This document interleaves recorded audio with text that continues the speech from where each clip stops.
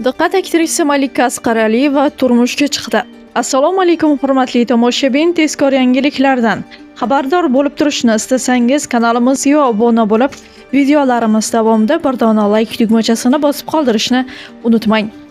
Avval xabar berganimizdek, aktrisa Malika Asqaraliyevaning turmush qurayotgani haqida ma'lum qilingan edi. 18-yanvar kuni esa san'atkorning to'y marosimi bo'lib o'tdi. Ushbu to'y nafaqat oila a'zolari, balki shou-biznes va san'at olami vakillari uchun ham unutilmas voqeaga aylandi. To'y marosimi juda ham fayzli, ko'rkam va yuqori kayfiyatda o'tdi. Quvonchli kunda ko'plab mashhur aktrisalar va san'atkorlar mehmon sifatida ishtirok etib, yoshlarga samimiy tilaklarni bildirishdi. Ma'lum bo'lishicha, Malika Asqaraliyeva taniqli teleboshlovchi Nilufar Umurzoqovaga kelin bo'ldi.